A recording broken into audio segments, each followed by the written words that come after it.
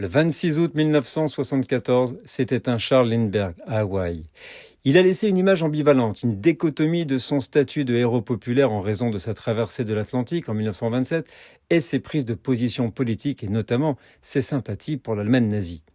Il est né le 4 février 1902 à Détroit, dans le Michigan. Charles Lindbergh devient une célébrité mondiale le 21 mai 1927 en réalisant la première traversée transatlantique en solitaire et sans escale à bord du Spirit of Saint-Louis entre New York et Paris en 33 heures et 30 minutes.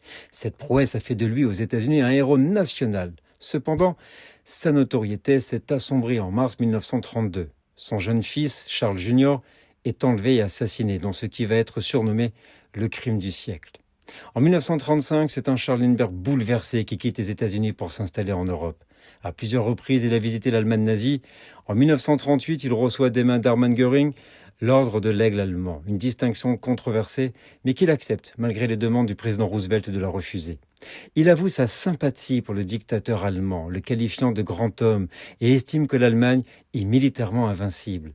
De retour aux États-Unis, Lindbergh devient le porte-parole du mouvement isolationniste America First Committee, opposé à l'entrée en guerre des États-Unis. Le 11 septembre 1941, lors d'un discours, il désigne les agitateurs bellicistes, les Britanniques, l'administration Roosevelt et les Juifs, qu'il accuse d'influencer les médias et le gouvernement. Ces propos, bien qu'acclamés par une partie du public, vont susciter une vive indignation et ternir sa réputation. Après l'attaque de Pearl Harbor le 7 décembre 1941, il soutient l'effort de guerre américain en tant que consultant civil pour l'aviation. En 1945, il visite le camp de concentration de Dora et exprime son horreur face aux atrocités nazies.